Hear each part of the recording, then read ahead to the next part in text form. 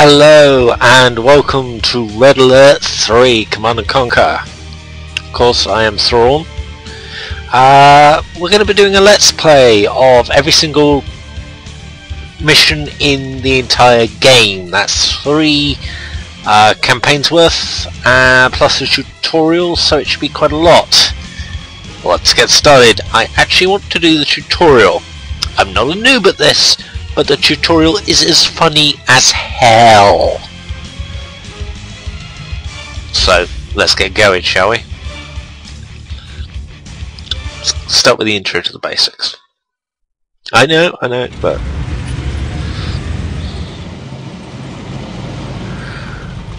Boy, welcome to Command & Conquer Red Alert 3. I'm an Allied Guardian tank, and these prats and I are here to tell you about how we think you should be doing your job. Sir. Yes, we have temporarily called a truce to make sure you do not send us to our death needlessly. To begin with, we will tell you how to move your viewpoint around the battlefield, and how to command your units, including the best ones, such as me, the Soviet hammer tank. Just look at this body compared with the teeny little Japanese tank to my left. Shut up! Ow! Please excuse him, sir. Let us begin. God, blimey. Right, okay. To move your camera around the battlefield, just hold down the right mouse button and slide your mouse around. Try moving your camera now. You may also move your cursor to the far edges of the screen. Easy enough. Now, to rotate the camera, hold down the middle mouse button and move the mouse around. Try rotating your camera now. To zoom the camera in and out, simply slide your mouse wheel. Try zooming your camera now. As you go about fussing with the camera, sir, remember you can always click the middle mouse button to reset the viewing angle. My goodness, Commander, you have completed your first objective. Right proper you have. Objectives, as you might have surmised, are special goals you need to accomplish in order to progress through the campaigns. In general, objectives will be labeled using special markers out on the battlefield. Follow the on-screen indicators to get to them. If at any time you're not sure what the blazes you're supposed to be doing, hit the escape key to pay a visit to the mission menu. It'll list all your current objectives. Good. Now that you have an idea for how to move around the battlefield, let's move on to controlling your units. Here come some of our hated enemies now. Right, to select a unit, just left-click on it. Try selecting one of these allied peacekeepers. Nice! He's definitely one of ours, sir.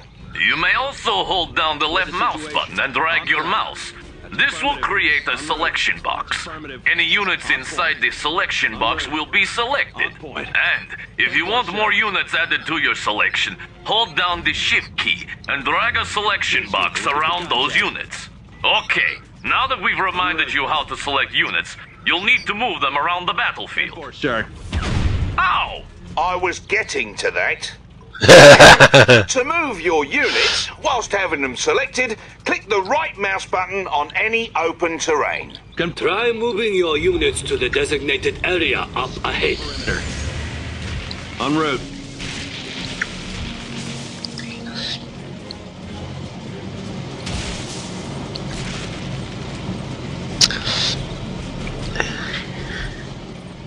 That's affirmative.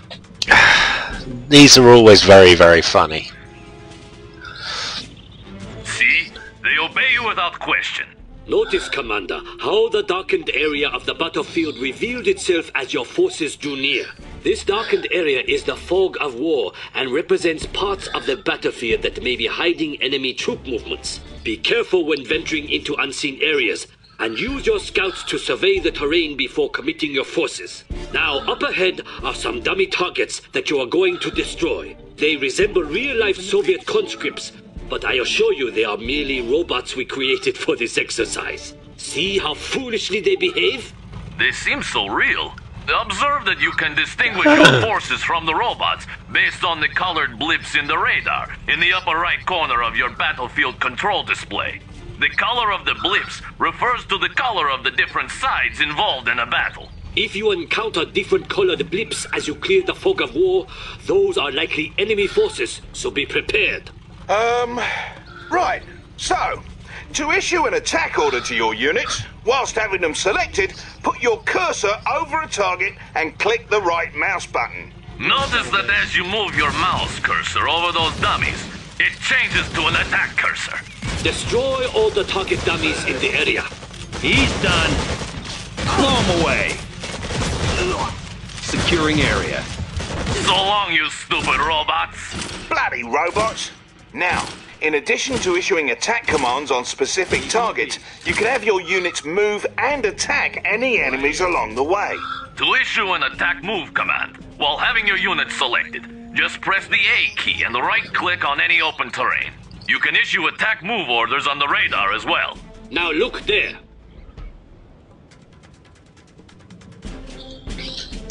We need you to lead us to that strategic point, yet many robots stand in the way. If you please, issue an attack move order to strategic point. You have the command.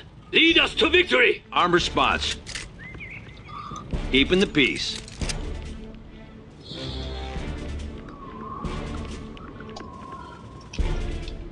Peace out.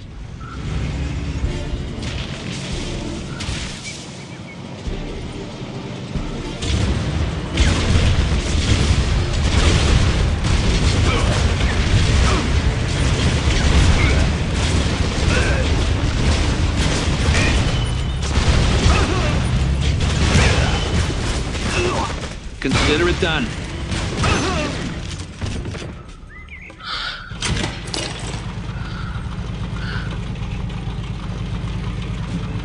Now that's a fine job you did there, Commander. You now know how to move around the battlefield, as well as how to make your forces shoot their enemies dead. Indeed. We suggest you move on to the next lesson on building a military base for further instruction on properly commanding an army. See you there.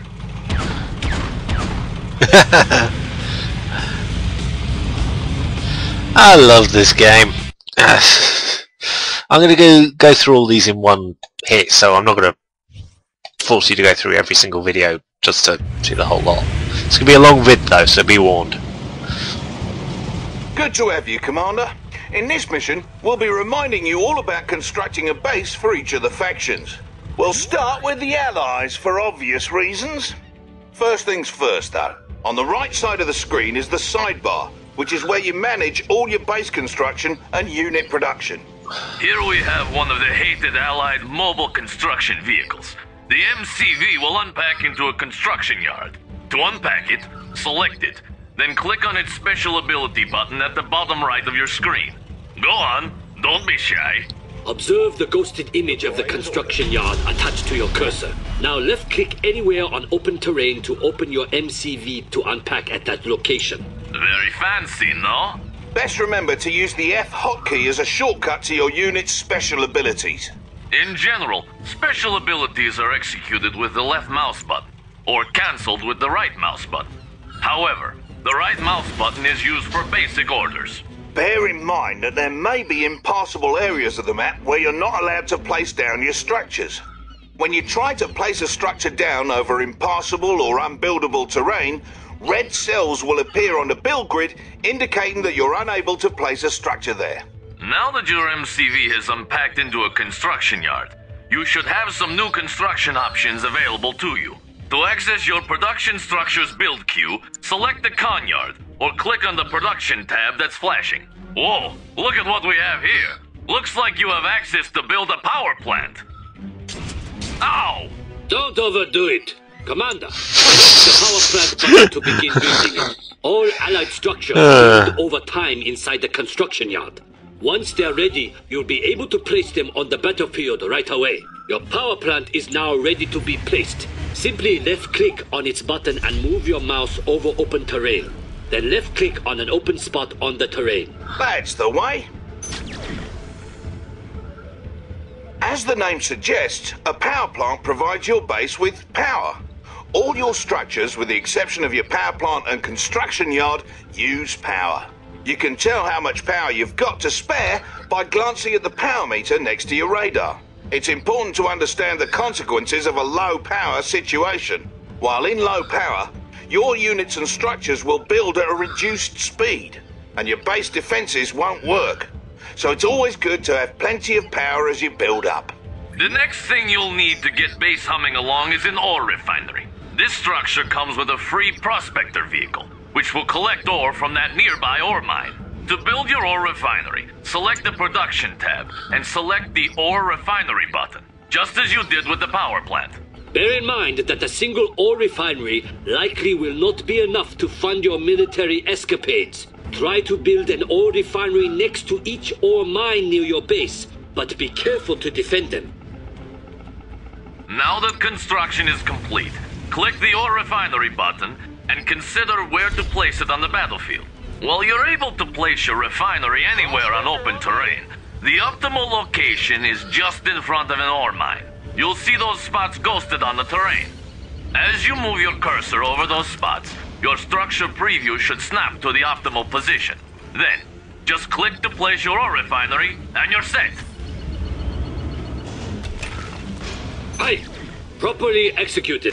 When you place your ore refinery, you get a prospector as part of the deal, and he'll go about collecting ore for you automatically.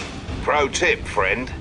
If by some freak accident one of your prospectors or ore collectors is destroyed, you can always build another from your ore refineries. Just select the ore refinery and you'll see it can build another resource vehicle as its special ability. As long as your ore refinery is close to a mine, you only need one vehicle gathering from it. So don't waste credits making more of those little tykes than you need. I always wonder, though, how come the mightiest nations in the world need to collect ore while killing each other?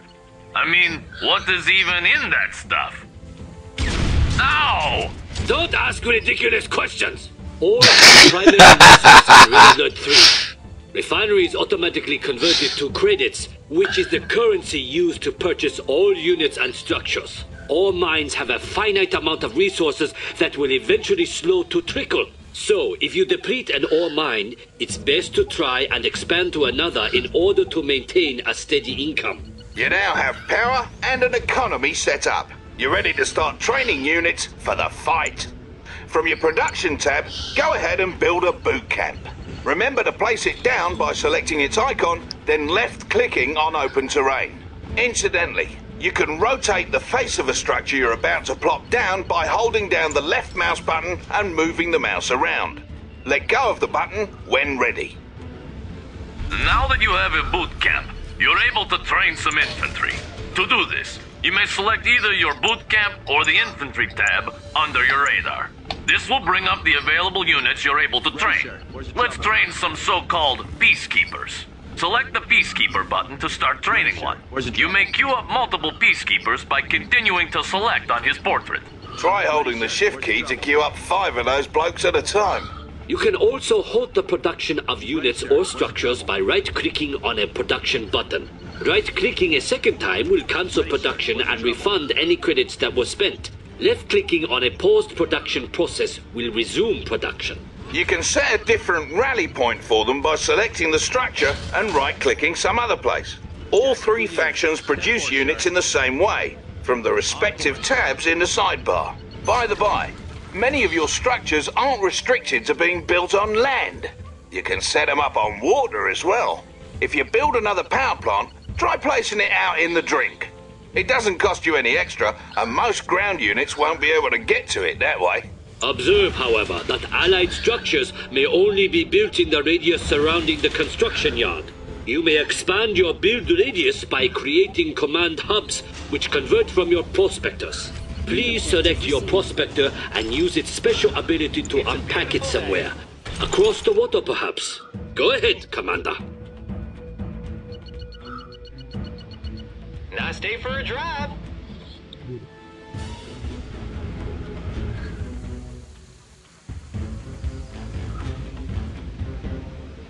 There it goes. I love these guys. I love these guys because they're so funny. They did a sense of humour with this game. You can see it from this, just from the training level.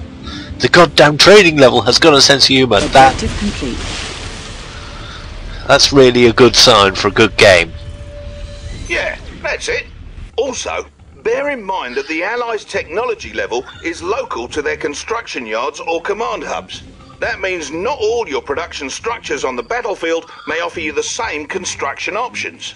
You can upgrade your construction yard or your command hub by clicking the Heightened Clearance button with one of these structures selected. Try requesting heightened clearance on both your con yard and your command hub now.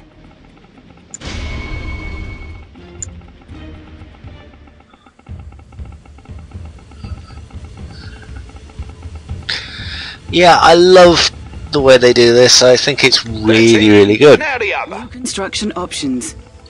Here we go. Objective There you complete. go. There it is. Heightened clearance costs you, and there's an even higher clearance level available after that. You need to decide when and where to request better tech when commanding the Allies, else things may turn rotten. Yes. Also, should you ever have need to run away like a little girl, you may pack up your conyard, then unpack it on the water. The boot camp and armor facility are the only Allied structures you may not place on the water. Your seaport, on the other hand, is the only structure you may not build on land. Ow! What was that for? Silence! Surely the commander wants to move on to the other factions by now. Feel free to continue dabbling with the Allies, then select me when you are ready to continue. I don't need to dabble with the Allies. Let's go straight to the Japanese.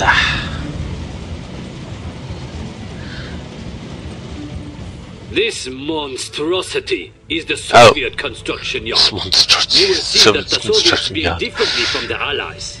Select the construction yard or the production tab, then select the reactor button. Now place the reactor on open terrain as you did with the Allied structures. Do not wait for the reactor to build in the queue, for you would wait forever. Unlike the Allies, the Soviets carelessly build their structures out on the battlefield. Notice how the structure is hastily being thrown together in the field. While it's building up, it's vulnerable to enemy attack, so be cautious when placing your structures. All Soviet structures build up in this way. Just like the Allies, however, you can pause and cancel a structure's build-up by right-clicking on its button. And of course, your Soviet structures may be placed at sea, with the exceptions of the barracks and war factory. Oi! Aren't you forgetting something? Yet. At least, not anymore. Commander, one truly unique Soviet structure you should be aware of is the Crusher Crane. Try building one now from your production structures queue. Crusher cranes work much like construction yards, so now you can build two structures at once from your two separate build queues. What's more, your crane's repair drones will automatically repair nearby vehicles, or you can order these vehicles into its grinders to crush them for a quick refund. To access your newly added build queues, select the buttons added to the sidebar, or click the tabs in the sidebar to cycle between queues. You can build multiple production structures to gain more build queues, allowing you to build more stuff at once. Of course, you'll need plenty of income to support this. Now, please feel free to continue exploring the richness of the Soviet build system. When you're done, please select the tsunami tank to proceed. Objective complete. I already know that, so let's go to the interesting one.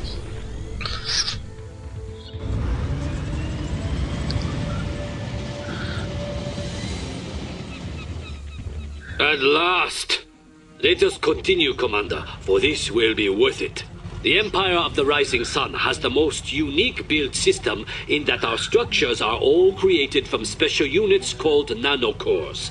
Cores may unfurl at the location of your choosing, much like an MCV unpacks into a construction yard. However, unfurled Imperial structures cannot pack back up. Go into your production structures queue and build a generator core.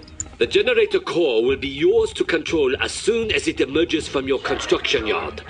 If you select it, you may give it move commands around the map like any unit.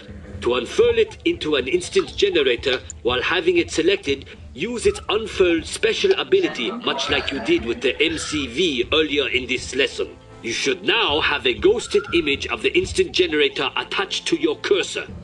Select a spot on open terrain to make your generator core unfurl at that location. All nanocore are amphibious, so they can cross land as well as water. This means the Empire of the Rising Sun can spread its borders far and wide.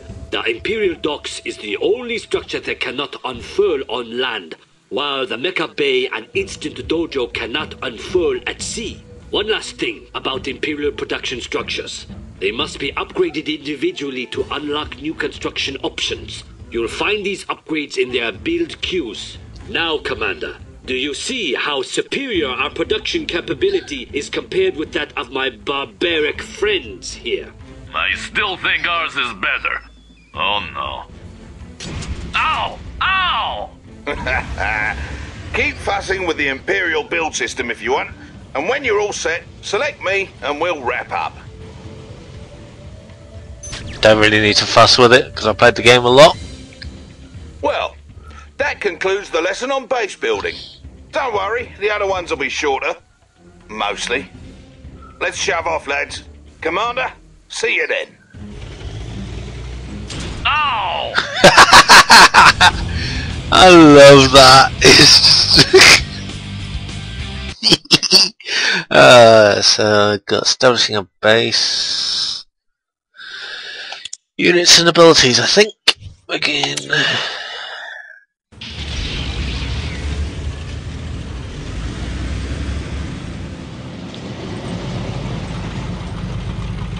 Why hello again, Commander. In this lesson, you're going to get acquainted with your units and some of the abilities that make them unique. Every unit in Red Alert 3 has some sort of special ability, in addition to its primary ability. The majority of your unit's primary abilities is to attack their targets. A unit's special ability may put a nasty status effect on an enemy, switch to an alternate weapon, or even transform into an entirely different unit. Let us go over how to use special abilities now. Okay. Select that allied cryocopter, if you please. The cryocopter's special ability is the Shrink Beam. With the cryocopter selected, left-click on its special ability button in the bottom right of your screen, or press the F key. Notice that the Shrink Beam is a targeted special ability, which means you have to left-click on a target to use it. Other types of special abilities take effect as soon as you press the ability button. Now then, use the Shrink Beam on my good friend the Soviet Hammer tank. Wait, what? No way, not me again! Extras. Melting! As stated earlier, not all special abilities need to be targeted like the cryocopter's Shrink Beam. Some abilities cause units to switch weapon modes. Blimey, that tank looks like he's lost control, and all you've got is an allied hydrofoil. Its primary weapon is an anti-air cannon that won't do you any good here. However, if you use its special ability, it'll switch from its gun to the weapon jammer. Select the hydrofoil now and ready the weapon jammer by left-clicking on its special ability button or hitting the F key. Proper. Now, have your hydrofoil fire on that Soviet Apocalypse tank on the shore. Ready for you, man. What's up? I see them. Ah, so much for that tea party. As you can see, the Apocalypse tank can no longer fire. Not so scary now, is he? So remember, even the toughest enemy units may be vulnerable to your lesser units' special abilities. Learn them all and never give up. If you're finished with your motivational speech, perhaps we can continue? Commander, let's go over a unit whose special ability is to transform. One basic example is the MCV, though let us take a look at a more exciting case in one of the Empire of the Rising Sun's versatile Mecha Tengu units. The Mecha Tengu is an amphibious, hovering anti-infantry unit that can transform into the Jet Tengu, a flying air superiority fighter. Not only does the transform ability affect how it navigates the battlefield, it also means the unit changes from having anti-ground weapons to anti-air weapons. Select the Mecha Tengu and use its special ability. Impressive, no? Now, order your Jet Tengu to destroy that miserable cryocopter. Oh, and don't worry, it is merely a training robot carefully disguised to look like a real vehicle. No robots are going to get past you, Commander. You should know there are some units at your disposal whose primary ability either isn't a weapon at all, or will change depending on what you tell it to attack. For example, each faction has its own type of engineer unit, like this swarthy fellow over here. Engineers are special units that can capture any enemy structure or neutral tech structure. Much like with moving or attacking, you can select your engineer and right-click on a capturable structure. That'll make him go after it. Look, there seems to be an oil derrick you can capture out in the water. Oil derricks are neutral tech structures that provide additional income. Go get it. I suppose it has value.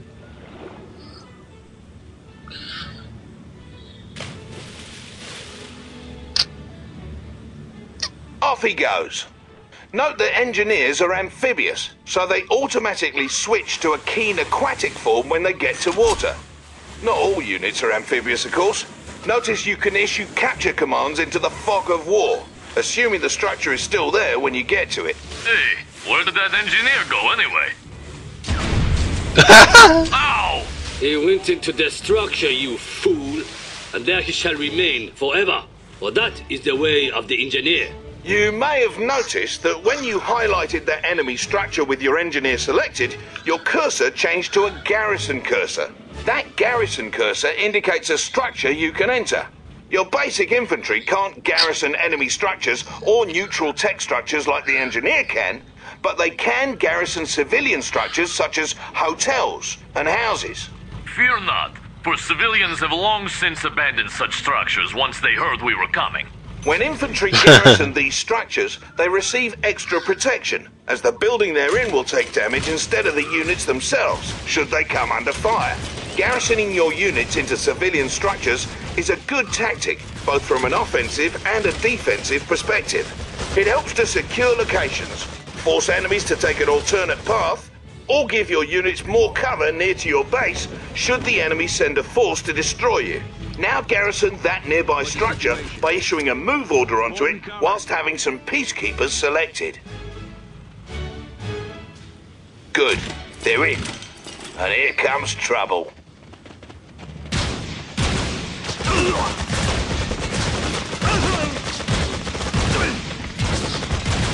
As you can see, those enemy training robots fired upon the structure rather than directly at your peacekeepers. Watch out though, because each faction has ways of clearing out garrison structures. The Allies and Empire can try rushing their peacekeepers or Imperial warriors into a garrison structure, while the Soviet conscripts can use their Molotov cocktails.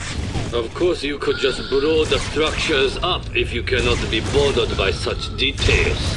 Now, let's say you need to get your peacekeepers out of the structure. Just select the structure and use the evacuate command. Just like using a special ability on a unit. Do this now. Talk to me. Confirmed. Some of your units can also be garrisoned by your infantry. The multi-gunner IFV is a unique allied vehicle whose weapon takes on the characteristics of whichever infantry unit hops inside. Order one of your peacekeepers into that IFV and watch what happens. On alert. If I may, normally the IFV's weapon works best against aircraft, but once you garrisoned your peacekeeper into it, it changed into an anti-infantry weapon. While the IFV can only contain one infantry unit at a time, other vehicles can hold more, and can transport your infantry around the battlefield. For example, the Riptide ACV is admittedly a good transport for getting infantry quickly and safely from one point to another, although infantry cannot fire out of it. Garrison your remaining infantry into the Riptide now. Now that they're garrisoned, let's move your Riptide across this lake and over to the shore on the other side. Look for the marker on the radar. I'm good with that. We're out. Get up on there. I'm good with that.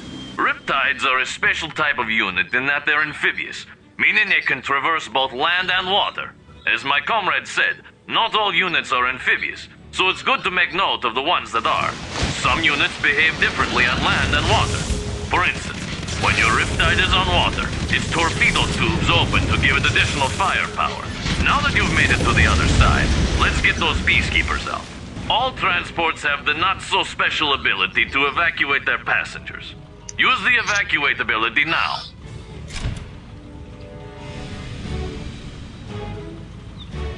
Headshot. Finally, let us discuss contextual attacks. A contextual attack is what you get when your cursor changes to something other than a normal attack cursor.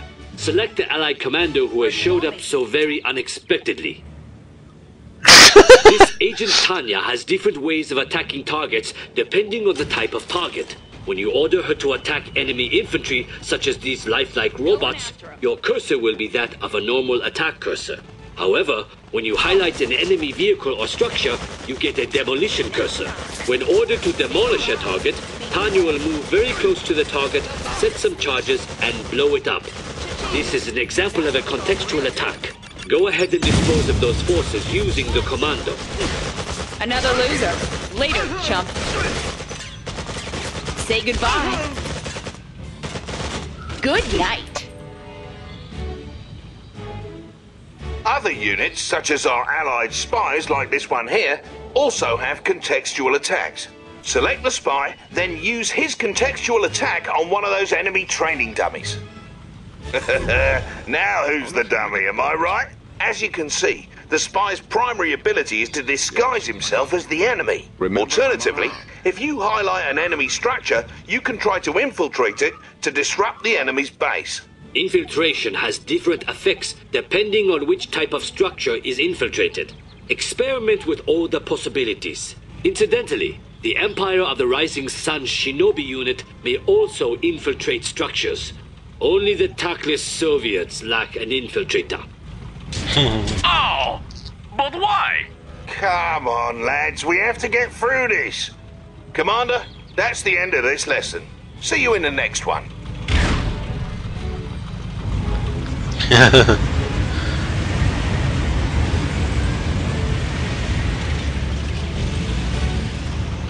I love these training missions. They're just so completely and utterly brilliant. Support powers.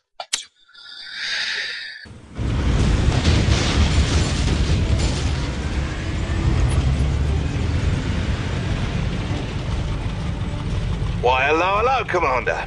In this particular lesson, we're going to be covering top secret protocols and how to use them, as well as the threat meter and some other heavy stuff. To begin with, let's have a look at this here base. Let's say you're low on credits.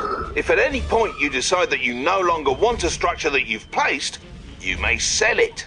To sell a structure, left-click on the sell button under your radar, then left-click on the structure you wish to sell.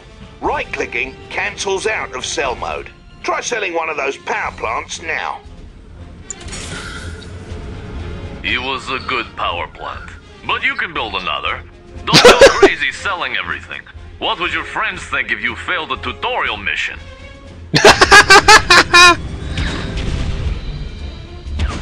Hey, quit it! Relax, friend. I was just about to explain to the commander here how to repair. It's pretty important. To repair a damaged structure, left-click on the repair button under your radar. Then left-click on your construction yard. Give it a go.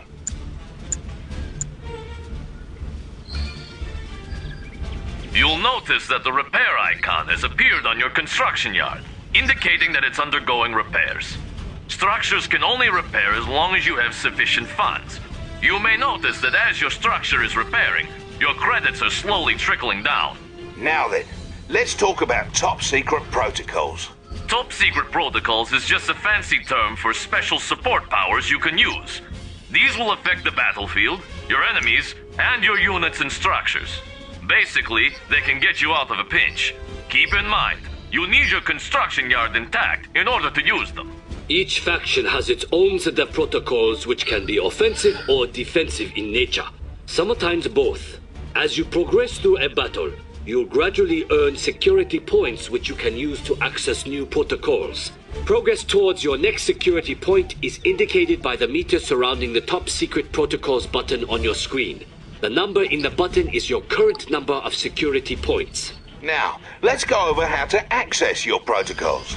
Left-click the Top Secret Protocols button, or press the tilde hotkey to the left of the 1 key to bring up a menu of all the dirty tricks you can use. As you can see, this menu has what, like 15 different protocols to choose from. The protocols are ranked by levels, so to access protocols further down the list, you need to access the ones above them first. As mentioned earlier, there are different types of protocols. There are offense-oriented protocols such as Surgical Strike, which can damage enemy forces. There are more tactical protocols such as Chrono Rift, which can protect your units or split enemy forces. And then there are upgrade protocols that provide passive bonuses, such as Advanced Aeronautics, which toughens up all those weak little allied aircraft. Unlike offensive and tactical protocols, upgrade protocols take effect immediately once acquired and do not need to be activated manually. Each protocol costs 1 security point. Now, go get Surveillance Sweep from your Top Secret Protocols menu.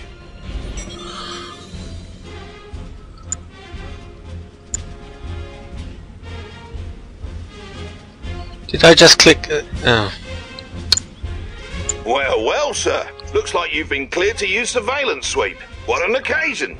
All protocols available to you will appear on the left-hand side of your screen. To use Surveillance Sweep, first left-click on it.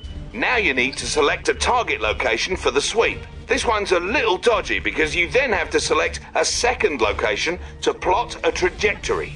So, left-click once, then again someplace else in the area near the edge of the screen. Give it a go.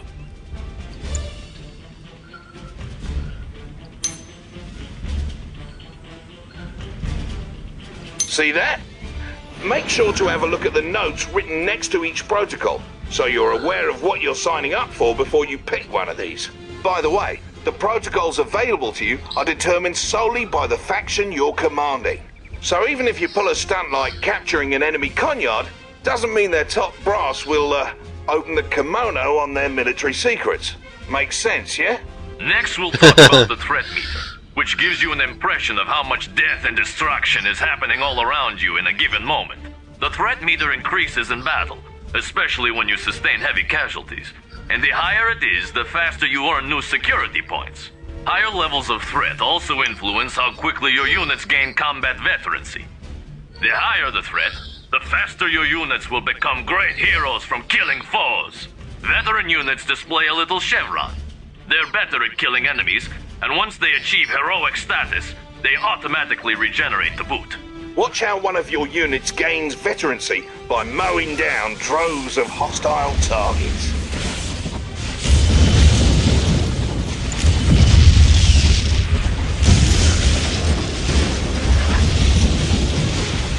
Heroic forces like these can make a huge difference, so best keep them around. Speaking of which, what sort of commotion over there? It appears you are under attack.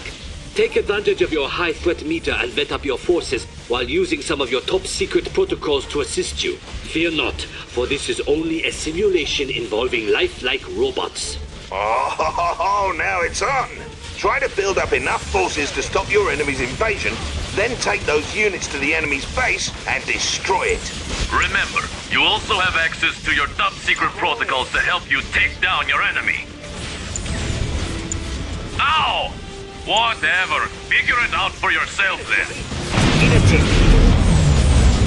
All right, have at it. Prospect your own duty.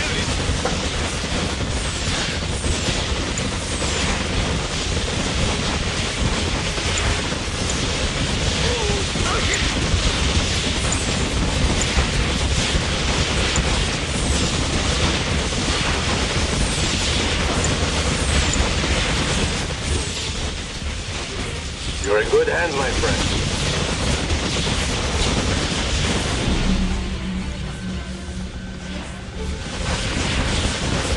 It's a little busy now. I'll job in. Rack on. You're in good hands, my friend. Let's go then. Have at it.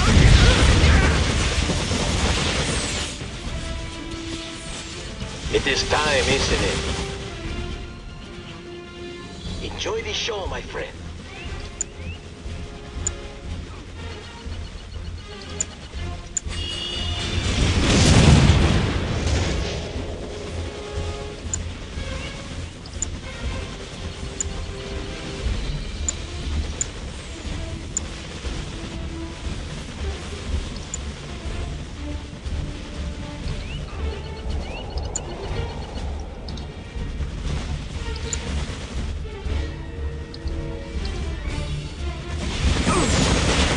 They still here?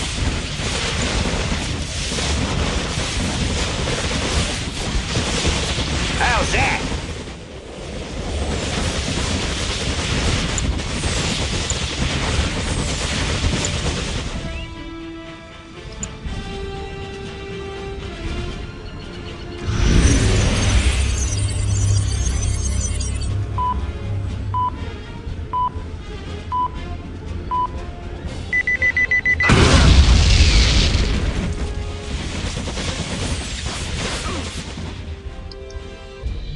Yes, my friend. This will be their end.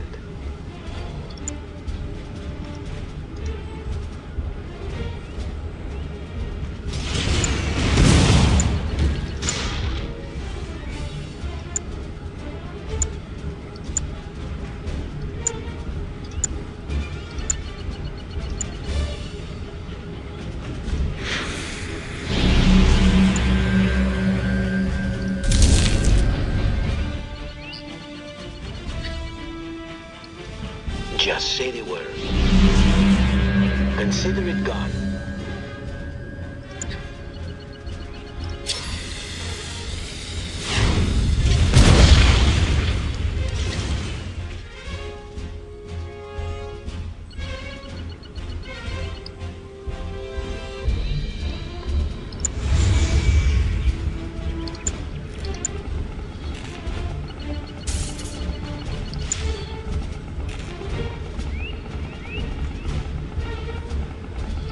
Give me a minute.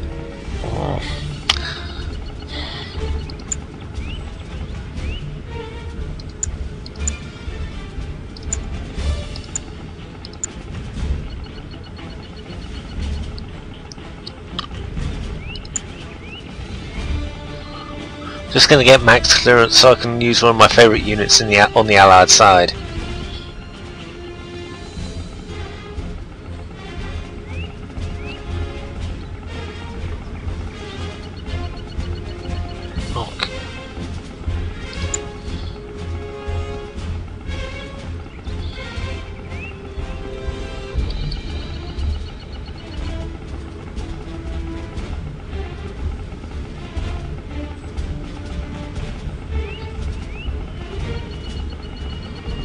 It is time, isn't it?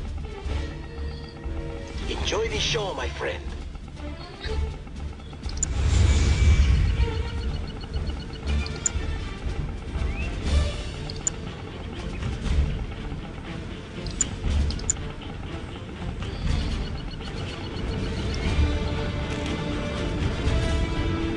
Yes, my friend.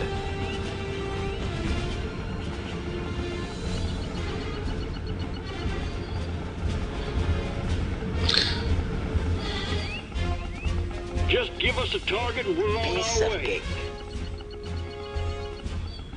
They're counting on us, boys. We got our mission.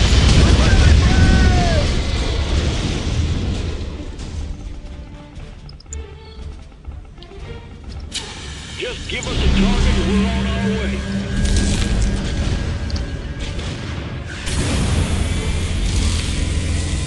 Coming in loud and clear. We got clearance, gentlemen.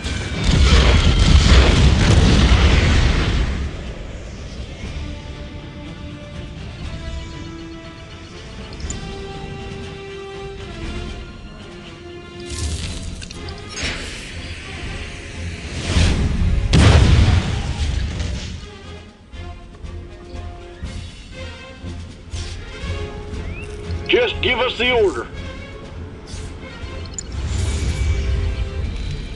Coming in loud and clear. We got our mission. Oh, beg your pardon?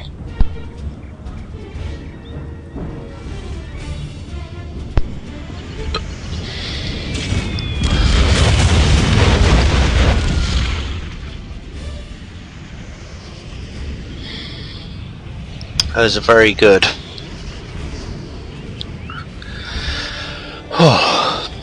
Sorry about that.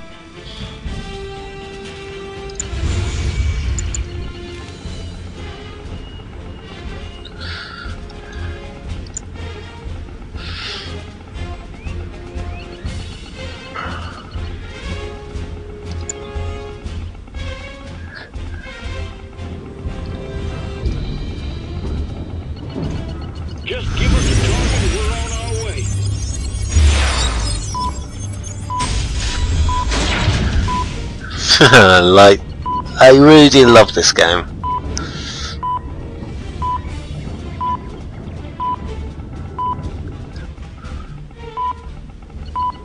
Just give us a target and we're on our way.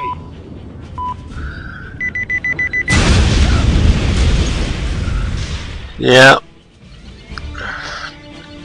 Just give us the order. And wipe out We got clearance, that, gentlemen. please.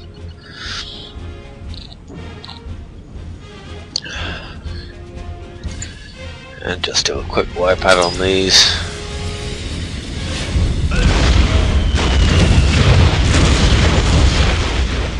Sentry here, I'm all ears.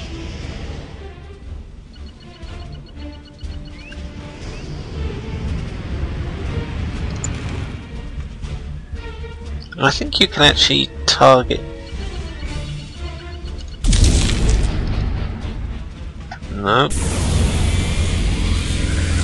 Oh well. But you get the idea. Come in, HQ. Well, boys, I reckon this is it.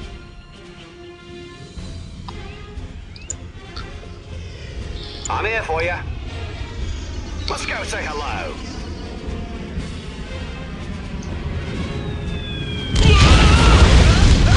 Just give us the order. Pesky, aren't they? Yeah, this is taking too long. See you in a